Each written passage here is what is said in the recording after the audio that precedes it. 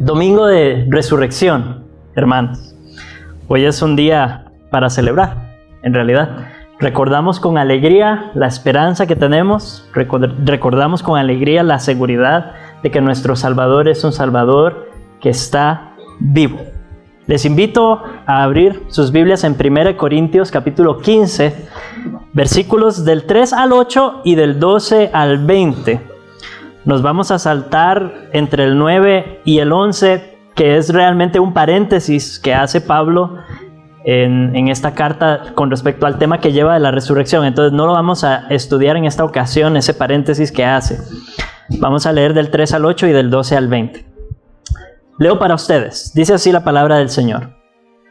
Porque primeramente os he enseñado lo que asimismo recibí, que Cristo murió por nuestros pecados conforme a las Escrituras, y que fue sepultado y que resucitó al tercer día conforme a las Escrituras, y que apareció a Cefas y después a los 12. Después apareció a más de 500 hermanos a la vez, de los cuales muchos viven aún y otros ya duermen. Después apareció a Jacobo, después a todos los apóstoles, y al último de todos, como a un abortivo, me apareció a mí. Versículo 12. Pero si se predica de Cristo que resucitó de los muertos, ¿cómo dicen algunos entre vosotros que no hay resurrección de los muertos?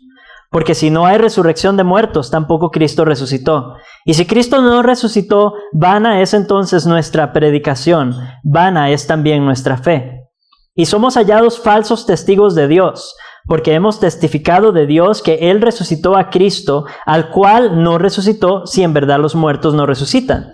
Porque si los muertos no resucitan, tampoco Cristo resucitó. Y si Cristo no resucitó, vuestra fe es vana.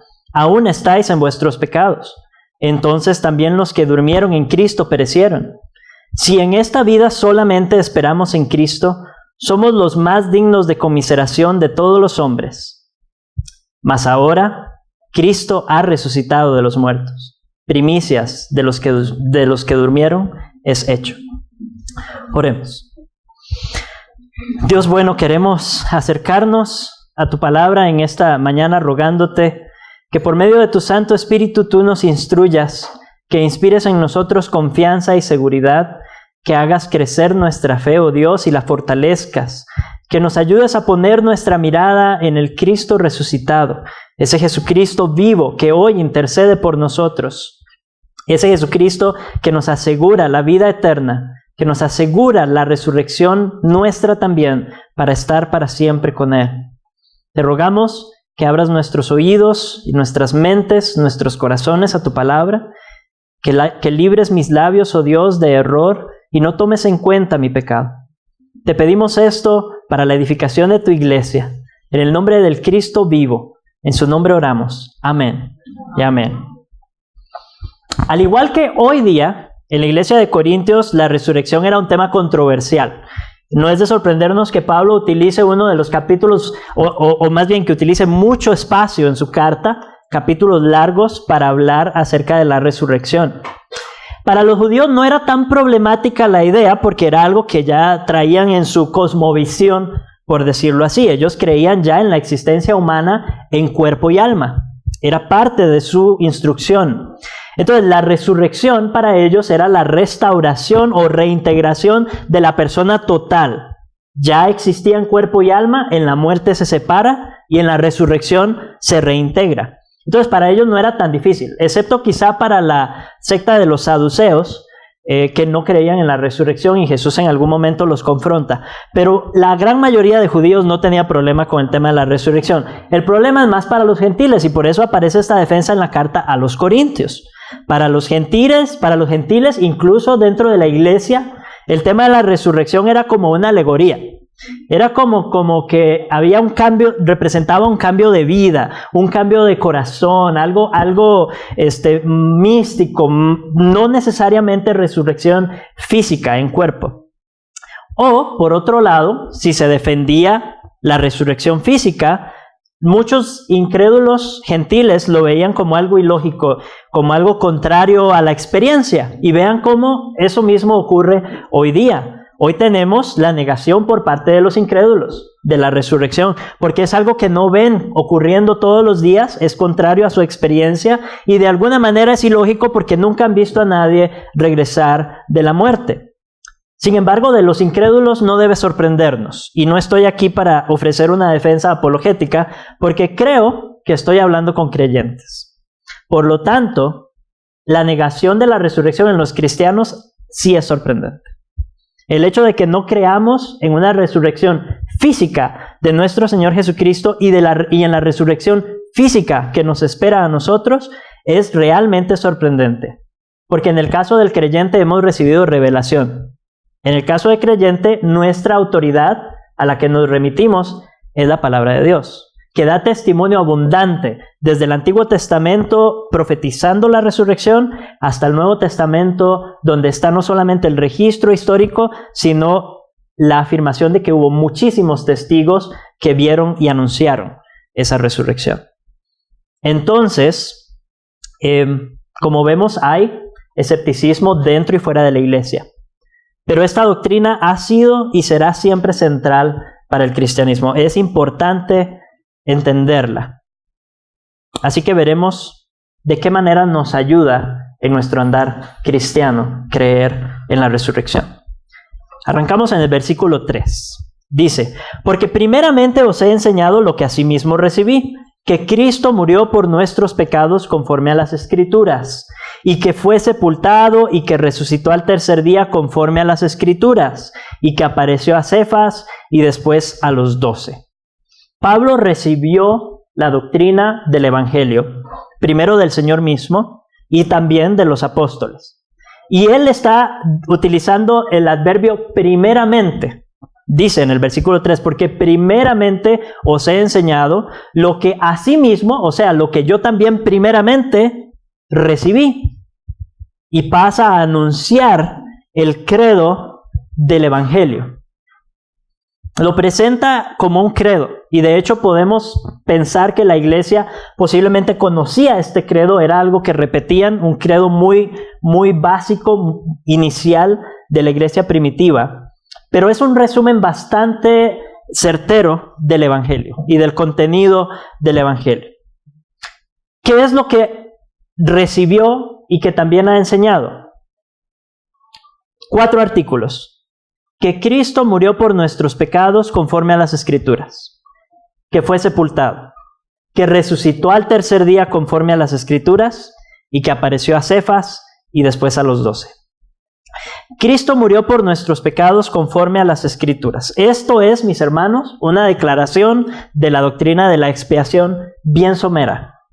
Cristo fue nuestro sustituto, eso es lo que está diciendo. Él murió para aplacar la ira de Dios y cumplir las demandas de la ley. La ley demandaba que debía morir alguien para pagar la culpa por el pecado.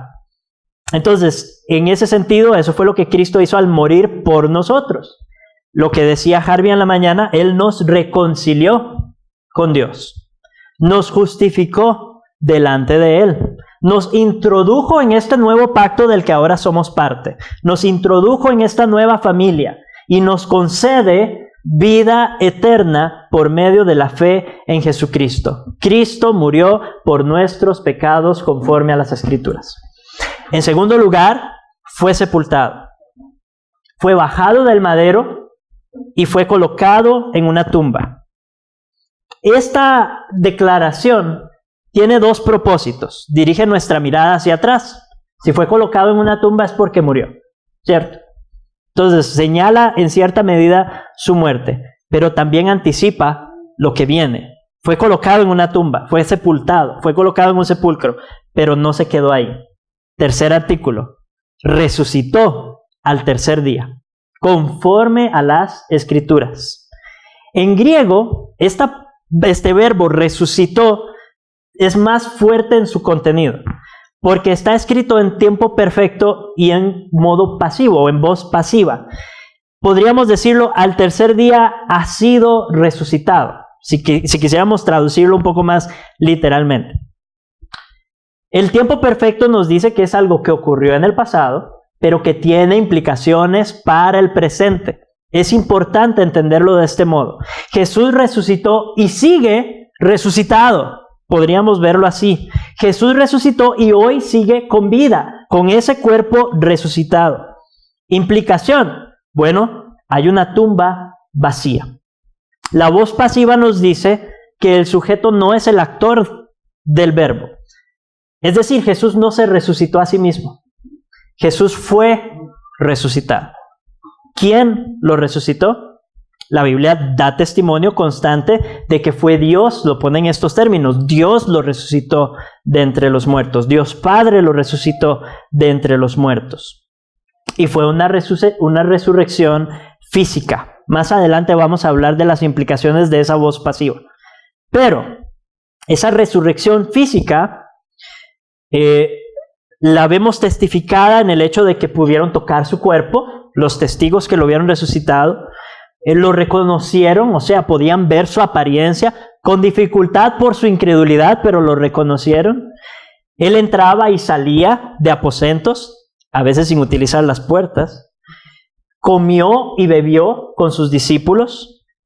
Entonces era un grado de existencia material, es un cuerpo físico resucitado, no un cuerpo espiritual como imaginan algunos herejes. Surgen muchas preguntas en cuanto a la naturaleza de este cuerpo físico. Sin embargo, la Biblia calla al respecto, y donde la Biblia calla, nosotros también callamos.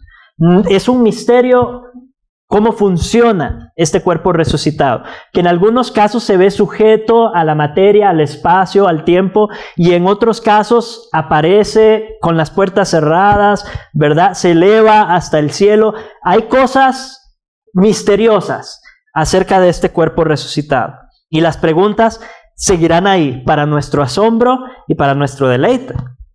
Ahora, el último artículo dice que apareció a Cefas y después a los 12. Hay una doble confirmación de la verdad de la resurrección. Ocurre en dos direcciones. En los versículos 3 y 4 se repite la frase conforme a las Escrituras. Mediante el testimonio de las profecías y los tipos del Antiguo Testamento se confirma la resurrección de Cristo. Por ejemplo, tenemos Isaías 53, del 4 al 6, que dice: ciertamente llevó Él nuestras enfermedades y sufrió nuestros pecados. Con respecto al versículo 3 que dice que murió por nosotros. Y nosotros le tuvimos por azotado, por herido de Dios y abatido. Mas Él herido fue por nuestras rebeliones, molido por nuestros pecados. El castigo de nuestra paz fue sobre Él, y por su llaga fuimos nosotros curados. Todos nosotros nos descarriamos como ovejas, cada cual se apartó por su camino, mas Jehová cargó en Él el pecado de todos nosotros. En cuanto a la resurrección, hay muchísimos pasajes, pero puedo referirme ahorita al Salmo 16, versículo 10, que dice: pues tú no abandonarás mi alma en el Seol, ni permitirás que tu santo vea corrupción. Y múltiples tipos en el Antiguo Testamento. Está Isaac, por ejemplo. Están los sacrificios. Todo el sistema sacrificial del Antiguo Testamento era un tipo de Cristo. El mismo David. Jonás, que el mismo Jesús utiliza a Jonás para referirse a su muerte y su resurrección, la señal de Jonás. Entonces está el testimonio de las Escrituras y el hecho de que lo que Él hizo, su muerte, su resurrección, fue conforme a las Escrituras, de acuerdo a lo que las Escrituras ya habían anunciado y anticipado. Y la segunda confirmación es mediante el testimonio de muchos testigos oculares. Pablo empieza con Cefas, dice en el versículo 5, apareció a Cefas y después a los 12. Después apareció a más de 500 hermanos a la vez, de los cuales muchos viven aún y otros ya duermen. Después apareció a Jacobo, después a todos los apóstoles, y al último de todos, como a un abortivo, me apareció a mí. Apareció apareció. Fue visto. No siempre reconocido, ya lo dije, pero fue visto por muchos. Dice que se le apareció a Cefas. Cefas es el nombre arameo para Pedro, para Simón Pedro. Jesús habló con él junto al mar. ¿Recuerdan el evento? Después de un milagro más con la pesca, habla con Pedro y lo restaura. Y Pedro se convierte en uno de los líderes prominentes de la iglesia en Jerusalén. Por eso Pablo utiliza el ejemplo de Pedro y dice que se le apareció primero a Pedro. Ese líder a la iglesia de los Corintios, es como que le está diciendo, ese líder de la iglesia de Jerusalén, del que ustedes seguro han escuchado, a él Jesús se le apareció. Se le apareció a los 12, un colectivo, una forma de expresarse para referirse a los discípulos. No era 12 literalmente, porque ya Judas no estaba ahí, ¿verdad? Además, la primera vez que se aparece a los discípulos, Tomás tampoco estaba. Conocemos esa parte de la historia también. Luego dice a 500 hermanos a la vez. No está claro dónde ocurrió esta aparición particular, en qué momento Jesús se apareció a 500 personas a la vez, pero lo hizo. El tribunal judío demandaba el testimonio de cuántos testigos para corroborar que algo era cierto. ¿Quién sabe? 2 o 3 testigos. Dios se encargó de proveer una cantidad de testigos abrumadora para confirmar la verdad de la resurrección de Jesús. Más de 500. Una prueba y un testimonio contundentes. Muchos de ellos, dice Pablo, viven aún. O sea, vayan y pregunten. Si no creen, vayan a Jerusalén, hablen con Pedro, hablen con los 12, hablen con esos 500. Muchos de ellos todavía están con vida. Algunos, sin embargo, ya duermen. También dice que se apareció a Jacobo. Él también obtuvo una posición importante en la iglesia y por eso se menciona por nombre. Fue importante en la iglesia de Jerusalén, además de ser el hermano de Jesús. Sabemos que un año antes, por lo menos, Jacobo todavía no creía, ¿verdad? Tiene que haber sido muy cerca o después de la resurrección que Jacobo creyó. Finalmente habla de todos los apóstoles y esta referencia nos lleva al evento de ese día final en que Jesús ascendió a los cielos. El día en que envió a sus discípulos, el día en que envió a sus apóstoles a predicar el evangelio. Después de que se fue, años después de haber ascendido, dice Pablo, al último de todos, como a uno que nació fuera de tiempo, como a uno que nació tarde, se me apareció a mí. Esto se refiere a lo ocurrido en Damasco, donde él vio a Jesús resucitado. Y sabemos que los que iban con él no lo vieron. Recuerdan, oyeron algo, pero no vieron a Jesús. El que lo vio, el único que lo vio de ese grupo fue Pablo. Está claro entonces que Cristo resucitó. Eso es lo que está diciendo Pablo. Está claro. El testimonio de las Escrituras lo afirma, el testimonio de muchos testigos oculares también. A modo de paréntesis, en los versículos del 9 al 11, Pablo ofrece una defensa de su apostolado, una explicación de su apostolado. No vamos a entrar en ese paréntesis y vamos a continuar en el versículo 12. Está claro que Cristo resucitó conforme a las Escrituras, testificado por muchos. Pero si se predica de Cristo que resucitó de los muertos, ¿cómo dicen algunos entre vosotros que no hay resurrección de muertos? El evangelio verdadero y bíblico predica que Cristo resucitó de los muertos. La iglesia verdadera confiesa la verdad de que Cristo resucitó de entre los muertos. Entonces, ¿cómo dicen algunos de ustedes que no hay resurrección? En la iglesia de Corinto, los cristianos decían que la resurrección había sido algo espiritual, que ellos ya habían vivido la resurrección cuando fueron bautizados, que era algo de importancia pasajera. Recordemos el tiempo perfecto del que les hablé. Tiene implicaciones para hoy. Pero ellos lo veían como algo sin importancia, sin relevancia para el momento, algo espiritual allá que ocurrió en el bautismo, no fundamental. Y encima de eso, tenían la cultura griega que decía que el alma inmortal volvía a Dios, pero el cuerpo era eliminado, desaparecía. El cuerpo era destruido, porque para ellos la materia, el cuerpo, lo físico, este mundo material, era malo. Entonces no podían concebir la idea de regresar al cuerpo. Para ellos, una vez que se moría el alma, era libre al fin del cuerpo. El cuerpo y el alma son uno. El hombre fue creado por Dios, cuerpo y alma. La separación de alma y cuerpo en la muerte es, hermanos, antinatural. No fuimos creados para morir. No fuimos creados para que se separara nuestra alma de nuestro cuerpo. La muerte entró al mundo a causa del pecado. Así que cuando nos digan, es que la muerte es lo más natural del mundo. No es lo más natural del mundo.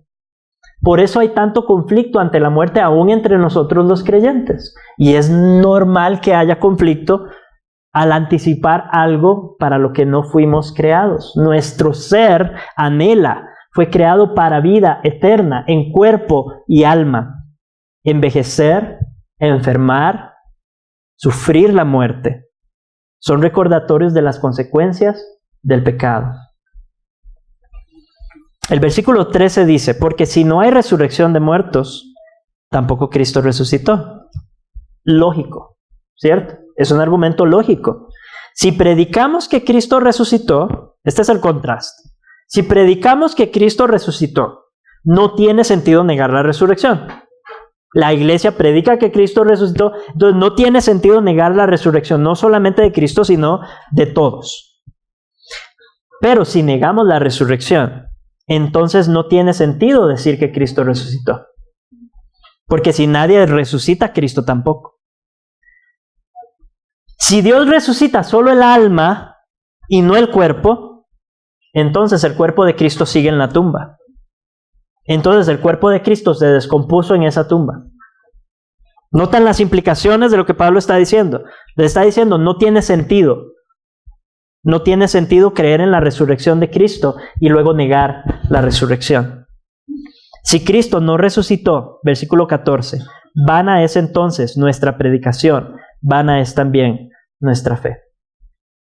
Si Cristo no resucitó, predicar el evangelio no tiene ningún sentido. ¿Para qué anunciar las buenas nuevas? ¿Buenas nuevas de qué? Si Cristo no resucitó, creer el evangelio tampoco tiene sentido. Si Cristo no resucitó, mis hermanos, no hay redención. Y somos hallados falsos testigos de Dios, dice Pablo, porque hemos testificado de Dios que Él resucitó a Cristo, al cual no resucitó, si en verdad los muertos no resucitan. Sigue haciendo el argumento a partir de lo absurdo, ¿verdad? Dice, si Cristo no resucitó, entonces los apóstoles eran unos mentirosos, incluido él. Habían difundido mentiras. Estaban engañando mentes ingenuas, crédulas. Eran falsos testigos de Dios mismo, culpables ante Dios, como los falsos profetas del Antiguo Testamento y los falsos maestros y apóstoles del Nuevo. Mentirosos, engañadores, farsantes. Porque si los muertos no resucitan, tampoco Cristo resucitó. Y si Cristo no resucitó, vuestra fe es vana, aún estáis en vuestros pecados. Si Cristo no resucitó, aún estamos en nuestros pecados. Si Cristo no resucitó, no somos salvos. ¿Por qué? Porque cuando Dios resucitó a Jesús de la tumba, lo estaba declarando inocente. Él estaba diciendo que revertía el castigo sobre él porque no lo merecía. Entonces lo levanta de la muerte porque no merecía morir, lo declara inocente ante el mundo. Por eso Jesús no salió de la tumba solo. Jesús pudo haberse levantado y salir de la tumba. Pero Dios envía a un ángel a abrir la tumba y Dios mismo lo resucita, confirmando legalmente ante su tribunal que Jesucristo era inocente. Entonces su muerte tiene otro significado. Si Él es inocente, murió por los culpables. Si Él es inocente, nuestra muerte ya no es un castigo. Nuestra muerte pasa a ser un paso en nuestra experiencia que nos lleva más cerca de Dios y más cerca de la vida eterna, pero ya no es condenación, porque la condenación la sufrió Cristo. Si Dios no resucitó a Jesús, entonces Jesús no era inocente. Si Jesús no resucitó, era porque merecía morir. ¿Se dan cuenta? Si Él merecía morir, no murió por nosotros, murió porque merecía morir.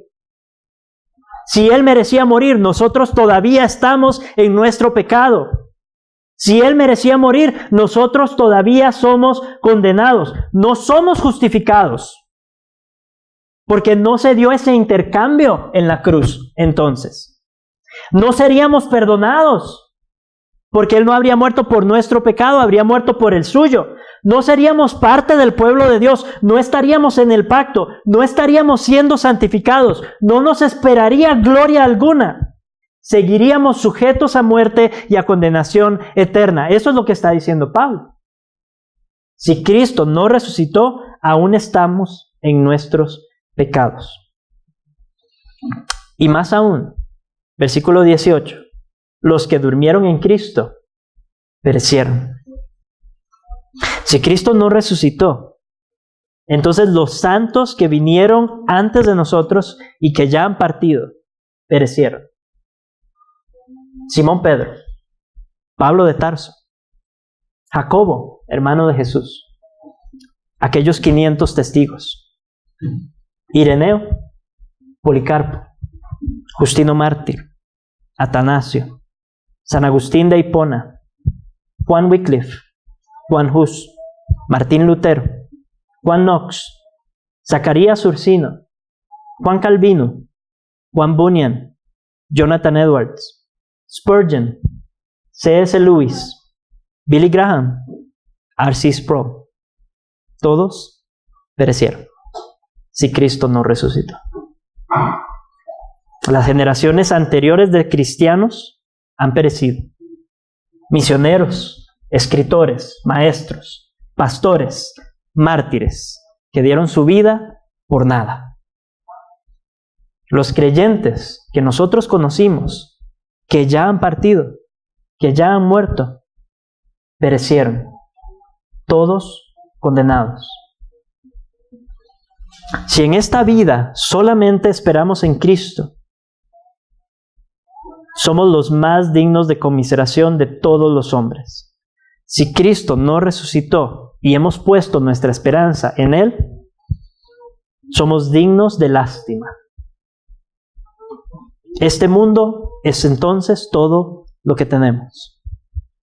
Y cuando morimos, nuestra relación con Cristo, que pasa a ser algo místico, no personal, muere con nosotros. No nos espera en gloria. No volverá por nosotros. No le veremos. Más. Pero hay que amar los peros de la Biblia, hermanos. Hay que amarlos. Mas ahora Cristo resucitó de los muertos. Primicias de los que durmieron es hecho. Lo cierto es, después de todo este argumento negativo, Pablo remacha diciendo, lo cierto es que Cristo ha resucitado de los muertos. Por lo tanto, tiene sentido que continuemos predicando el Evangelio. Tiene sentido que de una generación a la siguiente anunciemos las buenas nuevas, de un pueblo a otro, de una lengua a otra, hasta que toda la tierra se llene del conocimiento de Cristo. Tiene sentido creer ese Evangelio. Tiene sentido abandonarnos por completo, confiando en esas buenas nuevas. Tiene sentido hallar en Cristo nuestra esperanza, nuestra seguridad eternas. Por lo tanto, hay redención.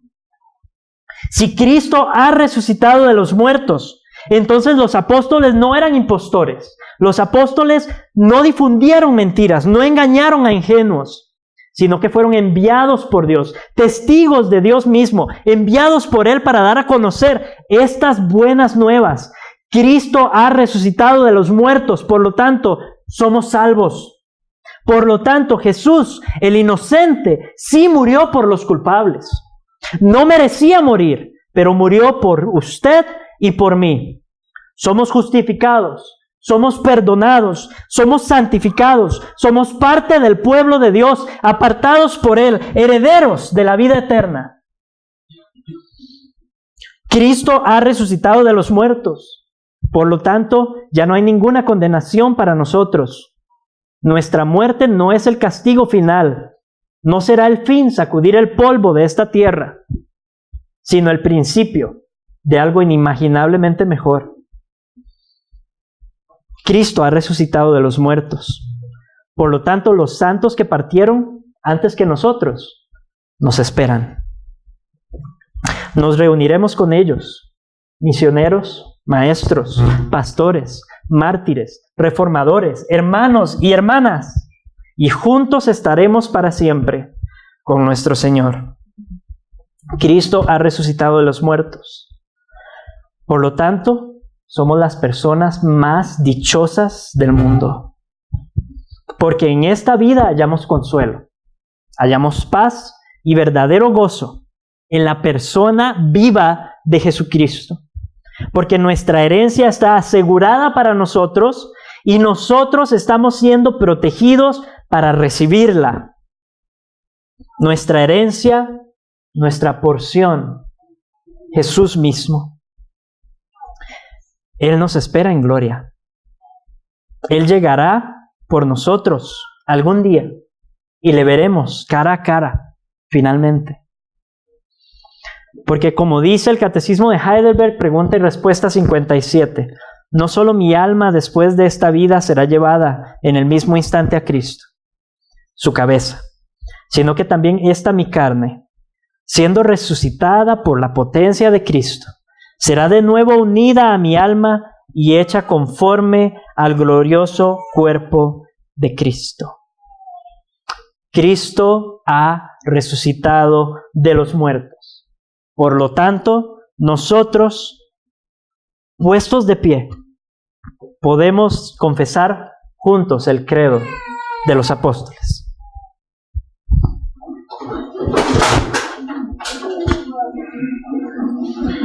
A una voz.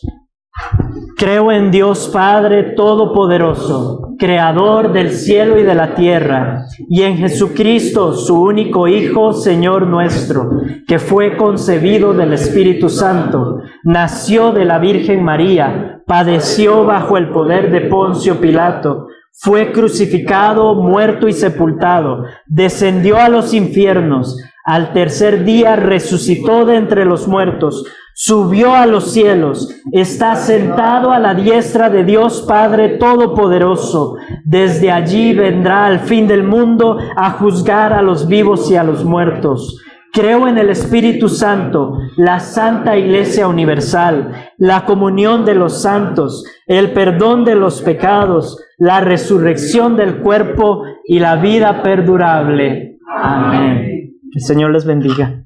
Pueden sentarse.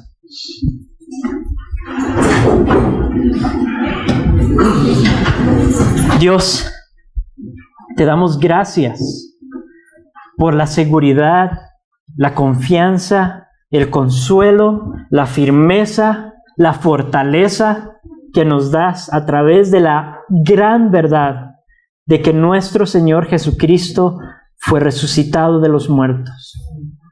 Y en Él, en su muerte, su vida, su resurrección, su ascensión, en su obra por nosotros, descansa toda nuestra esperanza y nuestra seguridad de salvación. Gracias porque sabemos que ese mismo Jesucristo que subió al cielo ha enviado a su Santo Espíritu a confirmar en nuestros corazones y transformarnos cada día más a su imagen hasta el día en que lo veamos cara a cara. En Él todas tus promesas son sí y amén. Gracias porque continúa intercediendo por nosotros. Gracias porque esa obra de expiación, de perdón, de santificación, de glorificación continúa en nuestras vidas y será completada a la perfección el día que regrese por su pueblo. Y mientras tanto nos abandonamos en tus brazos, confiando en ti, anhelando servirte, anhelando predicar este santo evangelio a todas las criaturas. Y esperamos ese día, oh Dios, en que ya sea porque vuelvas por nosotros, o ya sea que durmamos, podamos ser reunidos contigo. Y anhelamos ese día final, en que nuestro cuerpo y nuestra alma sean reunificados, y nuestro cuerpo sea glorificado y transformado. Anhelamos esa herencia, anhelamos esa gloria, anhelamos esa experiencia de eternidad contigo. Y aunque no entendemos su misterio y no podemos verlo con claridad, confiamos en tu palabra, confiamos en tus promesas. Cristo ha resucitado de los muertos, y por lo tanto nosotros viviremos para siempre con Él. Gracias, Dios. En su nombre oramos. Amén. Amén.